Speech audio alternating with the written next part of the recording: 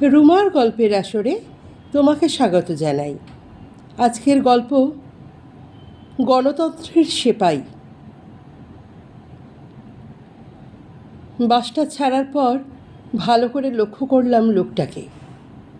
ছ্যা ছ্যা, কি চেহারা!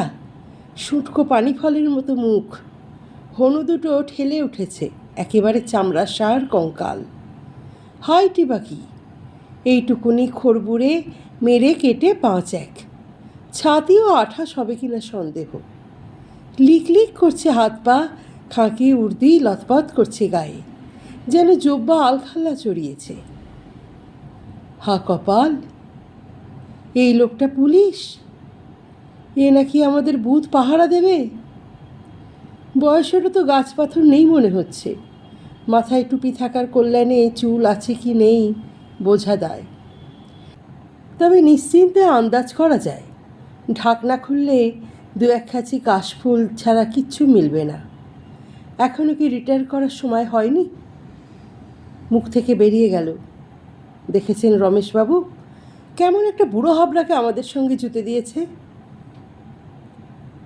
রমেশ মান্না ভূমি রাজস্ব দপ্তরে আপার ডিভিশন ক্লার্ক, আপাতত আমার বুথের ফার্স্ট পোলিং অফিসার।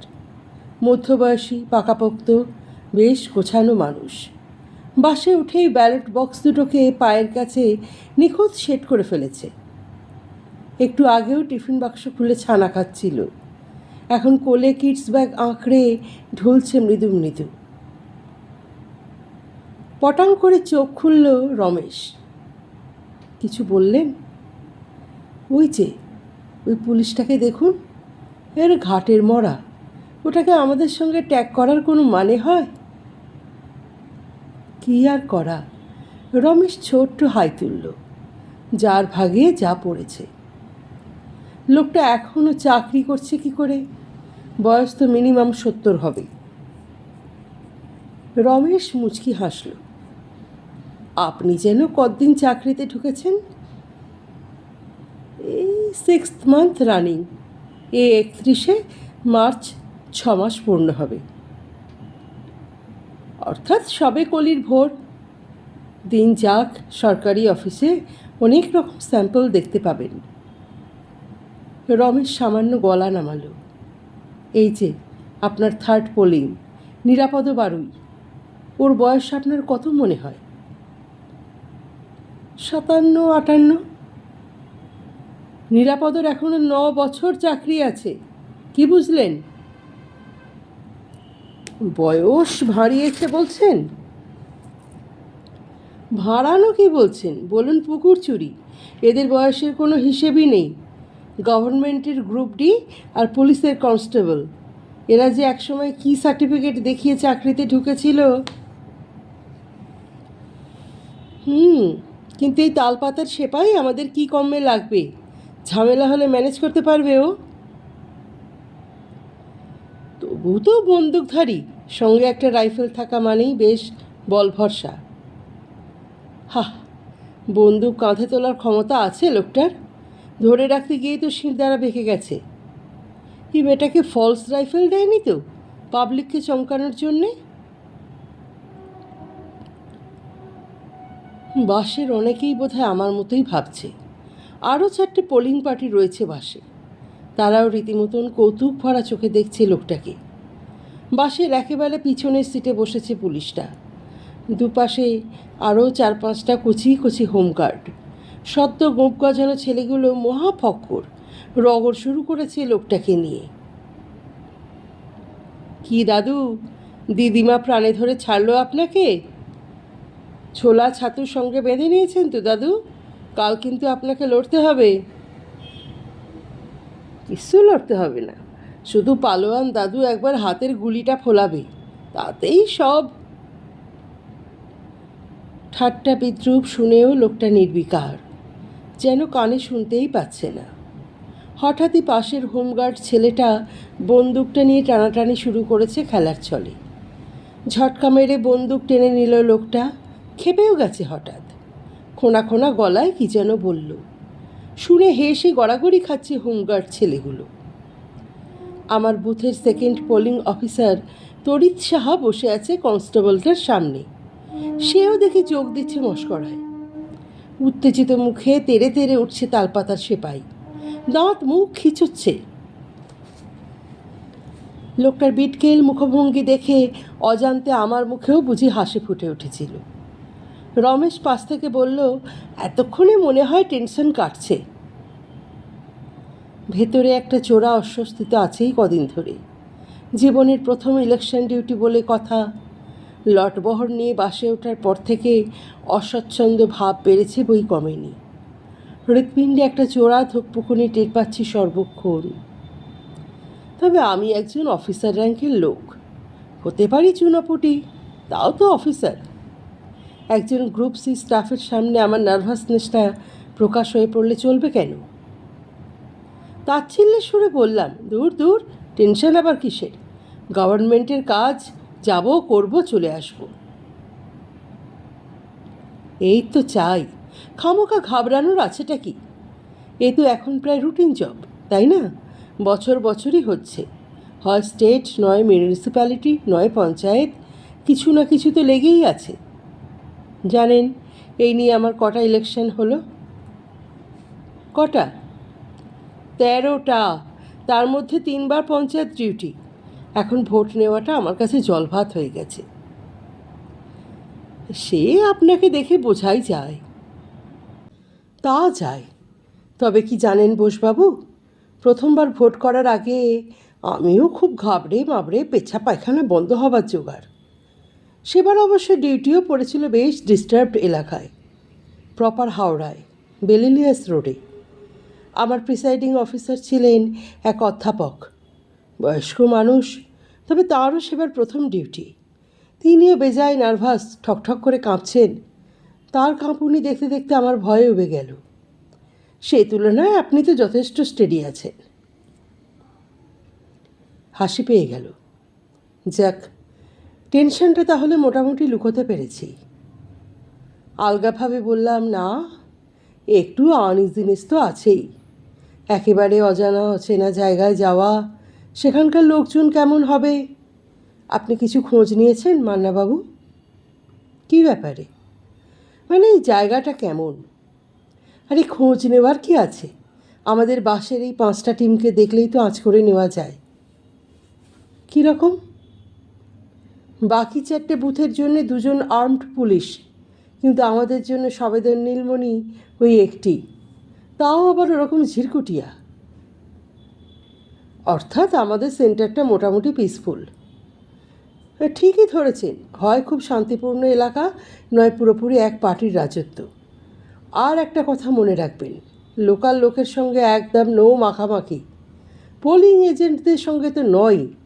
হাসি মুখে কথা বলতে পারেন, কিন্তু দূরত্ব বজায় রেখে। 1 কাপ চা খাওয়ালো, খেলেন, তার বেশি নয়। ট্রেনিংয়ের প্রথম দিনটি থেকেই পাখি পড়ার মতো কথাগুলো শুনিয়ে আসছে রমেশ মান্না। হয়তো আমার শুভাকাঙ্ক্ষী হিসেবেই বলছে, কিংবা আমার বয়সটা কম দেখে নিজেকে একটু বেশি বেশি অভিভাবক ভাবছে। তা ভাবুক, কাল কাজটা ভালোই ভালোই তুলে দিলে বাঁচি। বেশিরভাগ ক্ষেত্রেই অধিক বাগাড়ম্বর করা লোক প্রকৃত কাজের সময় শূন্যগর্ভ প্রতিপন্ন হয়। পকেট থেকে সিগারেটটা বার করতে গিয়েও রেখে দিলাম। বড্ড বেশি ধূমপান হয়ে গেছে আজ, জিভটা কষ্টে মেরে গেছে। এখন একটু চা পেলে বেশ হতো, কিন্তু বাস বোধহয় কোথাও আর থামবে না। জানালার বাইরে চোখ ফেরালাম। দুপুরে চড়া তাপ আর নেই। বাইরে এখন মনোরম বিকেল। বোম্বে রোড ধরে ছুটছে বাস। দুধারে ছোট বড় মাঝারি কলকারখানা, মাঝে মাঝে ফাঁকে ফাঁকে সবুজ, গাঢ় সবুজ, হালকা সবুজ, হলদেটে সবুজ। সবুজ দুলিয়ে ফাল্গুনের হাওয়া ঝাপটা মারছে মুখে চোখে। ভালোই লাগছে। সকাল থেকে বড্ড ধকল গেছে আজ। চোখের পাতা জড়িয়েও আসছে একটু একটু। সে কোন সকাল 7:30টায় নাকতলা থেকে বেরোনো, 10টার মধ্যে উলুবেড়িয়ার হসপিটাল চত্বরে এসে রিপোর্ট করা, তারপর সমস্ত মালপত্র দেখে বুঝে নিয়ে তৈরি হওয়া। নির্বাচনী বস্তায় কত রকম মাল যে থাকে, ছুঁচ, গুণছুঁচ, সুতো, ব্লেড, সুতলি, দড়ি, নারকেল দড়ি, কালি, stamp pad, rubber stamp, hurricane, তারা তারা কাগজ, কাপড়, পেরে, গালা, ফর্ম, খাম, ভোটার লিস্ট, ব্যালট পেপারের প্যাকেট। 843 জন ভোটারের জন্যে 850 ব্যালট পেপার দিয়েছে। প্রত্যেকটি নাম্বার দেখে নিতে হলো। অবশ্য রমেশ মান্না কাজে যখন সাহায্য করেছে খুব, অন্তত কী কী জিনিস মেলানোর দরকার নেই সেটা বাতলে দিয়েছে। এই তড়িৎ সাহা লোকটা তো মহাধরিবাজ। শ্যামপুর ব্লক অফিসের রেকর্ড কিপার, চোখে মুখে কথা বলে, কিন্তু কাজের বেলায় ঢন ঢন ফুরত ফুরত উড়ে বেড়ায়। আর নিরাপদ তো একটা চিজ, অতি নিরীহ, অতি সুবোধ, কিন্তু কোনো কথাই তার মগজে ঢোকে না। শুধুই বিড়ি খায় আর ফ্যাল ফ্যাল তাকিয়ে থাকে। সে দুটো ব্যালট বক্স তুলে আনলো, দুটোই ডিফেক্টিভ। বদলে আনতে বলা হলো, গিয়ে ভ্যাবার গঙ্গারামটি হয়ে দাঁড়িয়ে আছে। কোন বাসটায় যাব সেটা খুঁজতে পর্যন্ত ঝাড়া 1 ঘন্টা লাগিয়ে দিল। এই টিম নিয়ে কাল যে আমার কী হাল হবে। ভাবতে ভাবতে চোখ চলে গেছে লোকটার দিকে। আশ্চর্য, বেমালুম ঘুমোচ্ছে। মাথা ঝুঁকে গেছে, ঠুকে গেছে বুকের সঙ্গে। কানের পাশ দিয়ে খাড়া হয়ে আছে রাইফেলের নল। বিশ্রীভাবে লালা গড়াচ্ছে কষবে। ছি! লোকটার সঙ্গে ভালো করে আলাপ হলো রাত্রিবেলায়। বুথে পৌঁছানোর পর থেকে সেইভাবে ফুরসত পাইনি। একে তো পৌঁছেছি সন্ধ্যের পর, তাও জায়গাটা একেবারে গাঁ গাঁ। বুথটাও বেজায় লজ্জরে এক প্রাইমারি স্কুলে। কোনো ক্রমে চারদিকে দেওয়াল খাড়া আছে, এই যা। মোটামুটি নিজেদের স্থাপন করতেই ঘন্টা 2 লেগে গেল। কোথায় কালকে ব্যালট বক্স রাখার জায়গা হবে, রাত্রে আমরা কোথায় গড়াবো, জিনিসগুলো এখন কিভাবে রাখলে ভালো হয়, তারপর জল, বাথরুম, পায়খানার বন্দোবস্ত, রাতের খাওয়ার ব্যবস্থা করা এবং আলো। অবশেষে আলোরও জোগাড় হলো একটু বাঁকা পথে, সরাসরি ইলেকট্রিক লাইন থেকে হুক করে। গণতন্ত্রের সেবায় এসেছি আমরা। এইটুকুনি বেআইনি কাজ তো ধর্তব্যের মধ্যেই পড়ে না। প্রতিটি বুথের জন্য একজন করে সাইকেল মেসেঞ্জার ঠিক করা আছে। বেকার যুবকটি 2-1 দিনের চাকরি পেয়ে বেজায় গদগদ। বাধ্য দাসের মতন হুকুম তামিল করে চলেছে।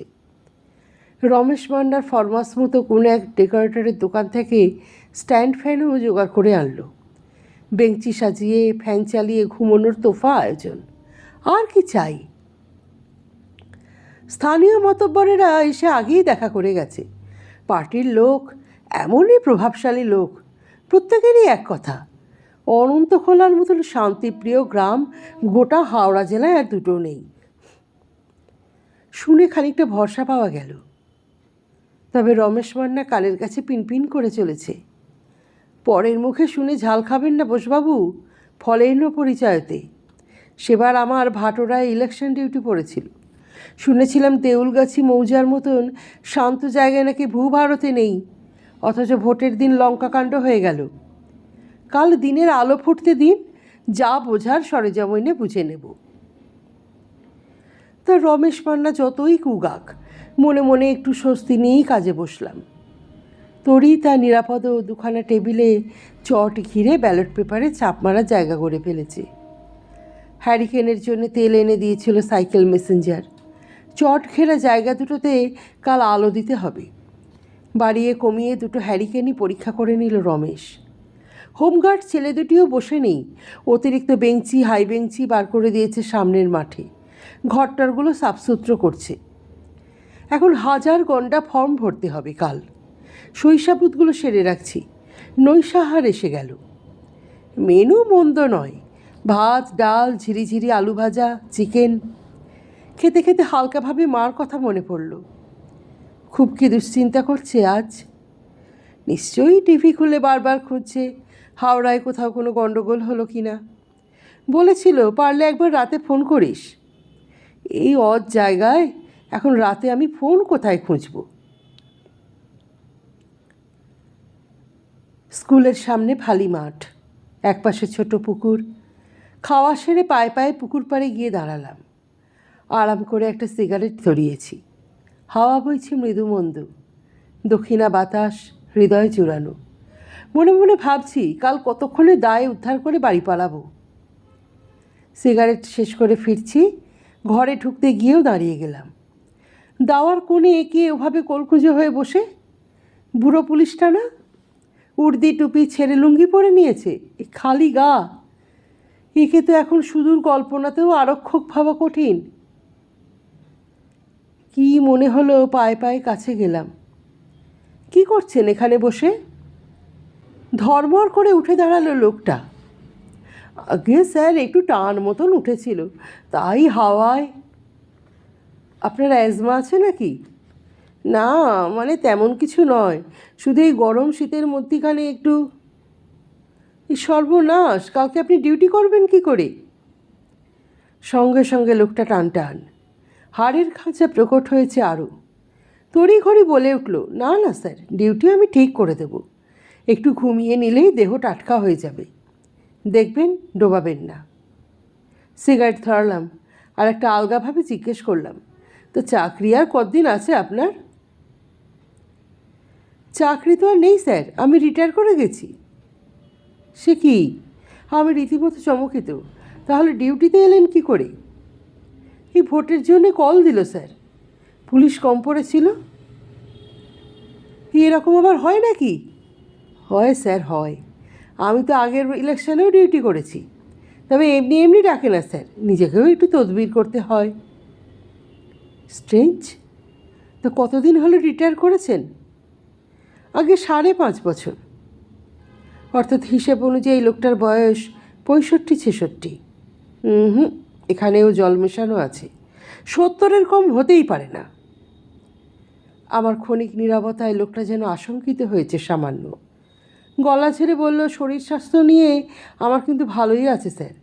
হাঁপটাও আগে তেমন ছিল না, ওই 4 ম্যালেরিয়া হওয়ার পর দেহ একটু কাহিল হয়েছে, এই যা। তা এই শরীরে তদবির করে ডিউটি নেওয়ার দরকার কি ছিল? পেনশন পাচ্ছেন তো নাকি? তা পাচ্ছি। তাহলে রিটায়ার করেছেন, কোথায় ঘরে শুয়ে বসে কাটাবেন, নাতি নাতনির সঙ্গে খেলবেন, ধর্মকর্ম করবেন। বাই দা ভাই, আপনার নামটা কিন্তু এখনও জানা হয়নি। আমার নাম স্যার সুখদেব, সুখদেব ব্রহ্মচারী। বেরে নাম তো, শুধু সুখদেব নয়, আবার ব্রহ্মচারীও। হাসি চেপে জিজ্ঞাসা করলাম, বাড়ি কোথায়? রসুলি, এই বাগনান থেকে 14 কিলোমিটার। ও, তা ব্রহ্মচারী মশার ছেলে মেয়ে কটি?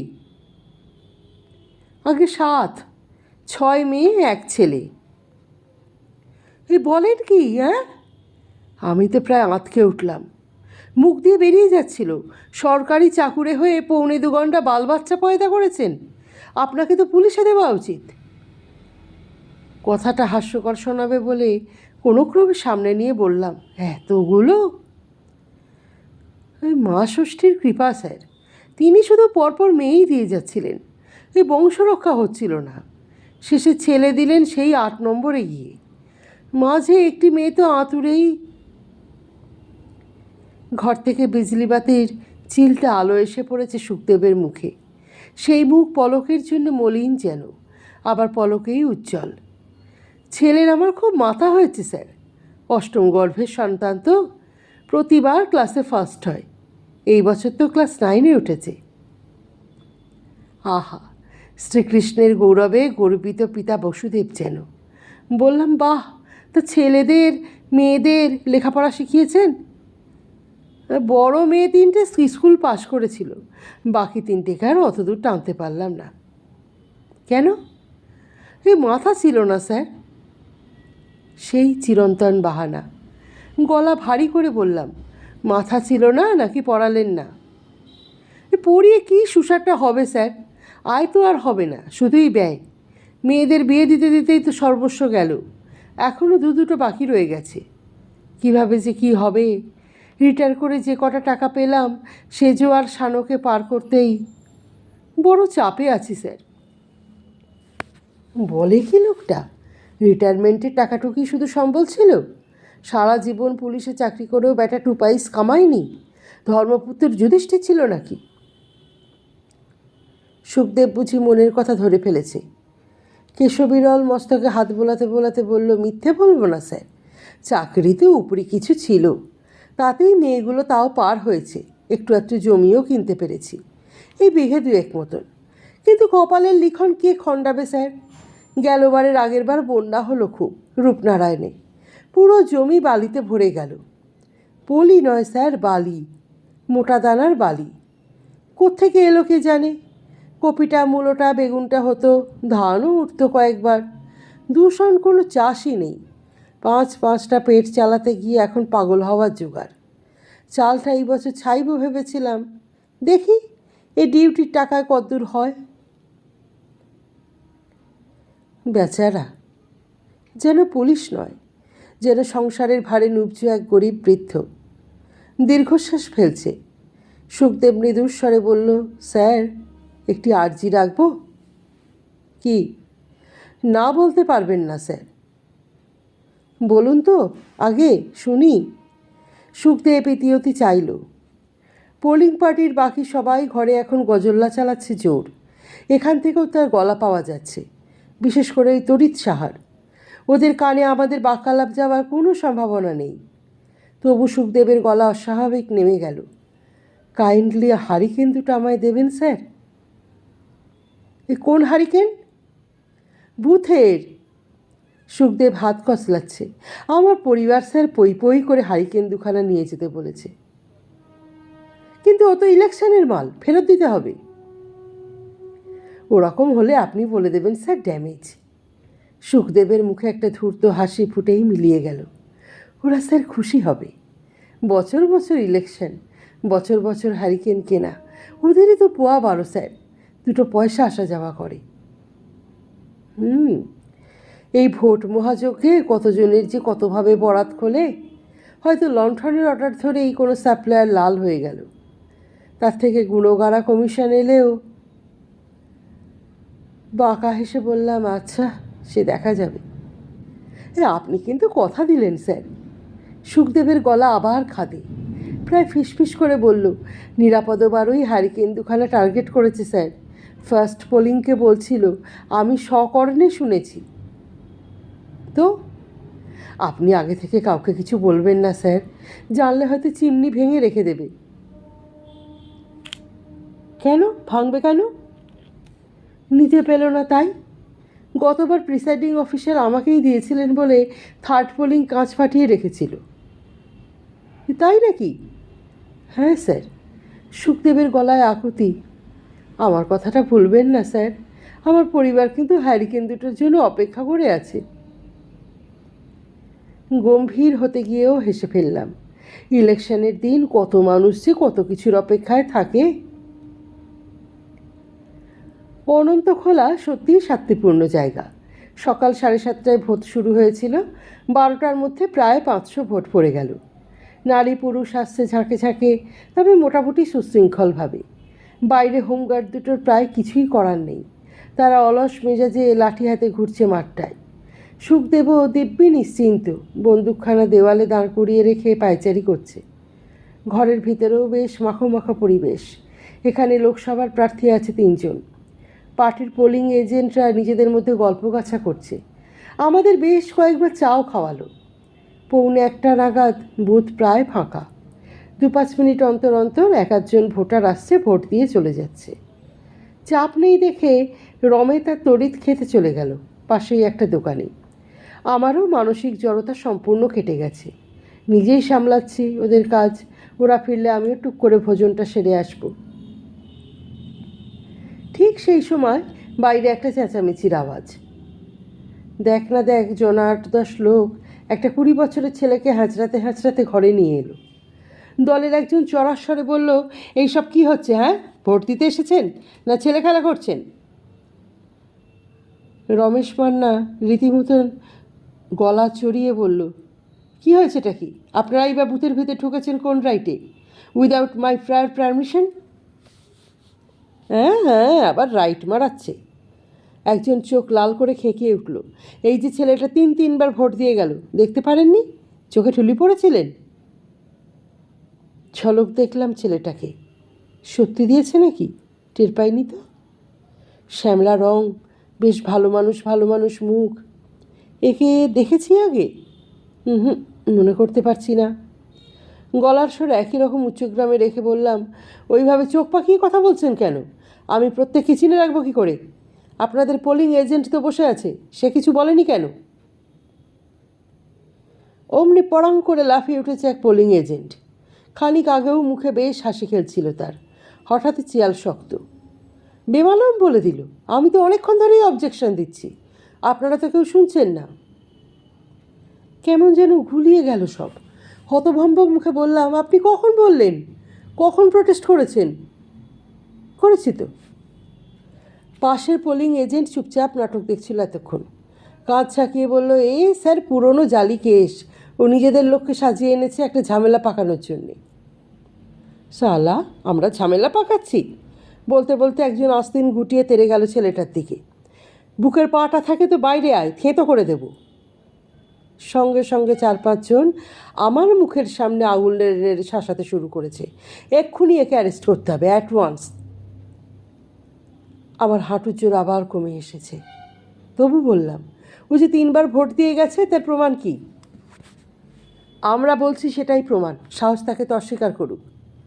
বলতে বলতে ছেলেটার কলার ধরে ঝাঁকাচ্ছে এক সন্ডা মার্কা। কী রে, বল বল, কবার ছাপ মেরে গেছিস বল। গতিক সুবিধের নয়, ছেলেটা বোবা হয়ে আছে। অ্যারেস্ট করবো কীভাবে? কীভাবে করবো? পরিস্থিতি আয়ত্তে আনার চেষ্টায় মরিয়া হয়ে গলা মোলায়েম করে বললাম, ছেড়ে দিন না ভাই, যা হওয়ার তা তো হয়েই গেছে, বাইরে গিয়ে মিটিয়ে নিন না। তার মানে আপনি কিছু করবেন না? তাহলে ভোট নেওয়ার প্রহসনটা করছেন কেন? নিতে হবে না আর ভোট, বন্ধ থাকুক। আর একদল উচ্চ স্বরে নিনাদ করতে করতে আসছে বাইরে থেকে। ঘর থেকে বেরিয়ে গেল কয়েকজন। তীব্র স্বরে বচসা চলছে দুই পক্ষে। ভালো মতন ভিড় জমে গেছে একটা দক্ষযজ্ঞ প্রায় বাদে বাদে। আমার একেবারে কিংকর্তব্য বিমূঢ় অবস্থা। 2 হোমগার্ড সিটি আছে, নিরাপদ সিটে বসে কাঁপছে ঠকঠক করে। সুখদেবকে দেখাই যাচ্ছে না, ভয়ে সে কোথাও লুকিয়ে পড়ল নাকি? তখনই তীক্ষ্ণ গলার হুঙ্কার শোনা গেল, খবরদার! উত্তেজিত জনগণ যেন থমকে গেছে সহসা। রাইফেলের ভারে কেতরে গেছে সুখদেব, কিন্তু টাট্টু ঘোড়ার মতন পা ঠুকছে মাটিতে। বলছি, হচ্ছেটা কি এখানে? ইলেকশনের কাজে বাধা দেওয়া? ভিড় পাতলা করুন, ভিড় পাতলা করুন। এই, সেই ফুঁকো সেপাইটের ডায়ালগ শোনো। কে বলল কথাটা? ঝটাক করে ঘুরে দাঁড়িয়েছে সুখদেব। পুলিশের সঙ্গে রোয়াব? স্যার, আপনি একবার অর্ডার করুন তো। কী আদেশ দেব জানি না, কিন্তু কী আশ্চর্য, লোকগুলো সত্যি সত্যি সরতে শুরু করেছে। রমেশ তড়িতে ছুটতে ছুটতে এসে পড়েছিল। রমেশ হাত মুখ নেড়ে বোঝানোর চেষ্টা করছে সকলকে, তড়িত। হোমগার্ড দুটো গুটি গুটি পায়ে এগিয়ে এলো, লাঠি হাতে গলা খাঁকড়ি দিচ্ছে, আওয়াজও ছাড়ছে মাঝে মাঝে। সুখদেবের গর্জন থামে না, বন্দুক উঁচিয়ে তেড়ে গেল, হাট হাট হাট সব, যা করতে হয় বুথের থেকে 200 গজ দূরে সরে গিয়ে যান, চলে যান। কয়েক মুহূর্তের মধ্যেই ভিড় সাপ। হট্টগোলে রেশ কিছুক্ষণ রইল বটে, ক্রমশ সেটাও মিলিয়ে গেল। আবার ভোটার আসছে, ভোট চলছে। পোলিং এজেন্টদের মুখে আর হাসি নেই, যে যার কাজ করছে যন্ত্রের মতো। কাজ না থাকলে কাট কাট মুখে বসে আছে স্থির। সুখদেব দরজায় দাঁড়িয়ে, নড়ছে না। হাত খালি হতে রমেশ মান্না উঠে এলো আমার সামনে। নিচু গলায় বলল, দেখলেন তো, খুচরো ঝামেলা একটা হয়েই গেল। খিদে তেষ্টা মরে গেছে আমার, ভিতরে এখন শুধু পালাই পালাই ভাব। বেজার মুখে বললাম, একে আপনি খুচরো বলছেন? কি অ্যাগ্রেসিভ হয়ে উঠেছিল লোকগুলো জানেন?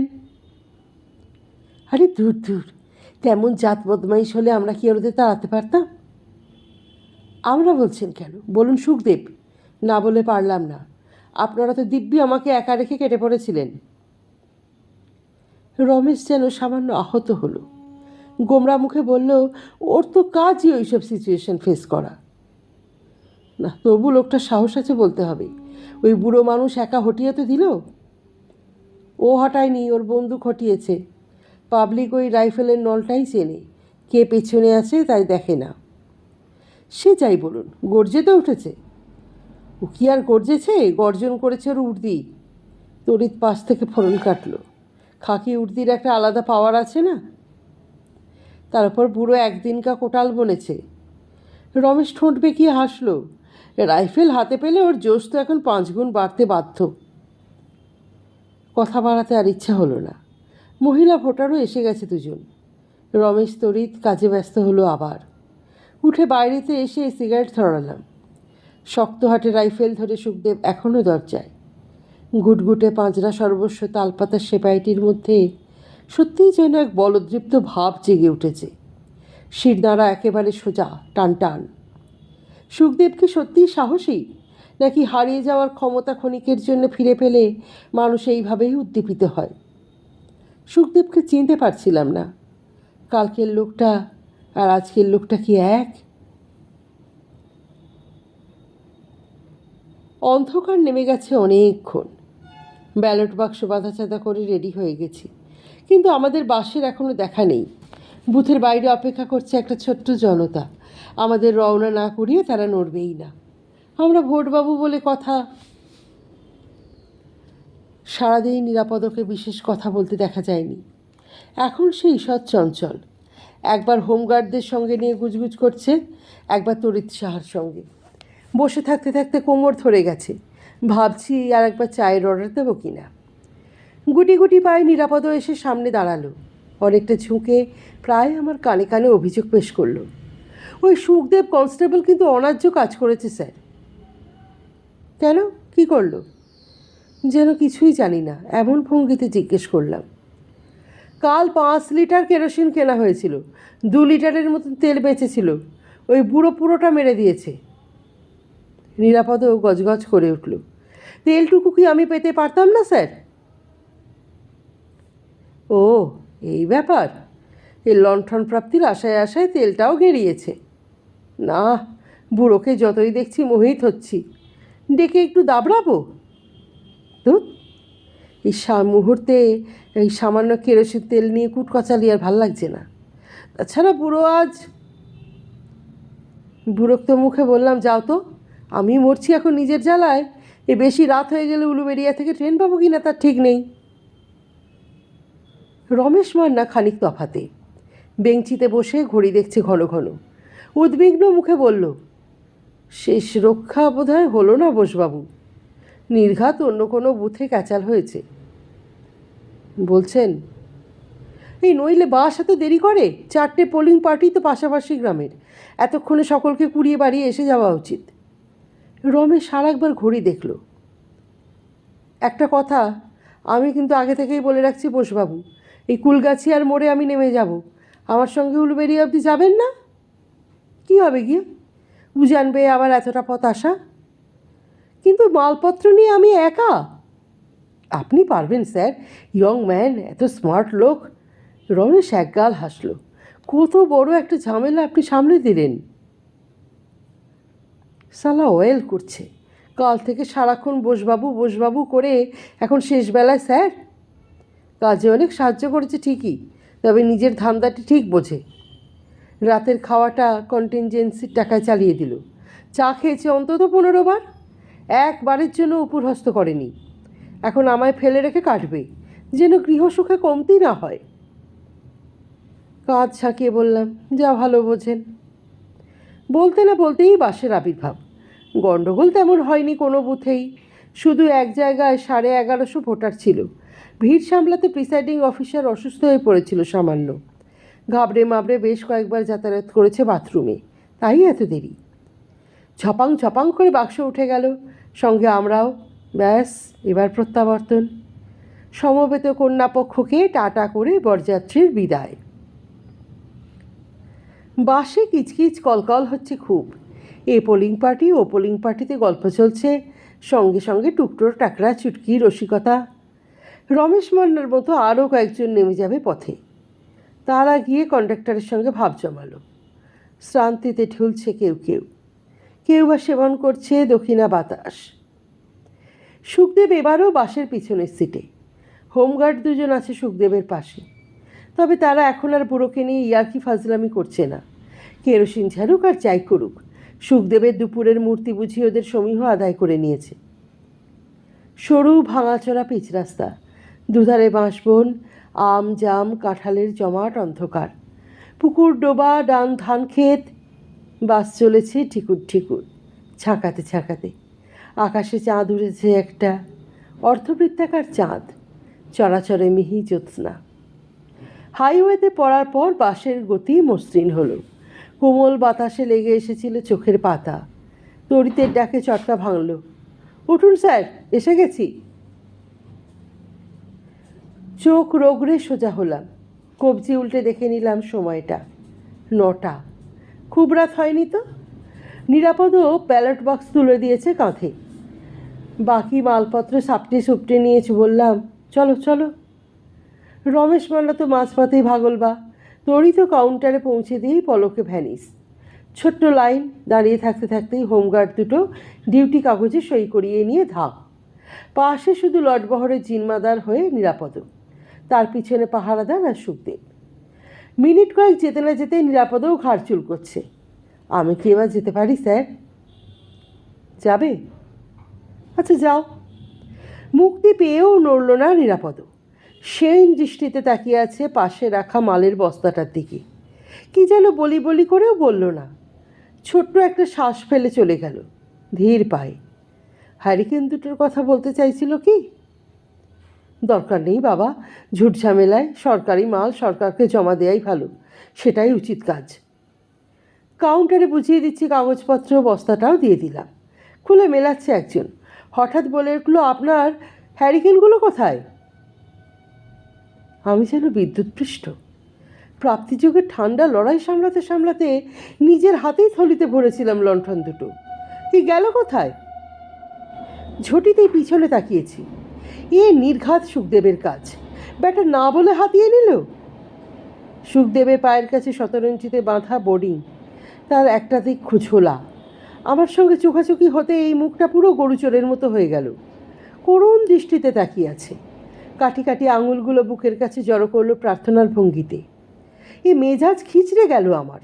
এ দেব নাকি ধরিয়ে বেটাকে? কি জানি কেন মুখ দিয়ে বেরিয়ে গেল, কি যে সব রদ্দি মাল দেন, ও ভেঙে গেছে। কাউন্টারের লোকটা অস্ফুটে কি একটা বলল, আমল দিলাম না। বেরিয়ে আসছি। গেটের কাছে গিয়ে ঘুরে তাকালাম একবার। কৃতজ্ঞ চোখে তাকিয়ে আছে সুখদেব ব্রহ্মচারী। শীর্ণ হাত তুলে স্যালুট করল বন্দুকধারী। আমার হাত গা শিরশির করে উঠল। এই আমাদের গণতন্ত্রের সেপাই, আমার ভারতবর্ষ।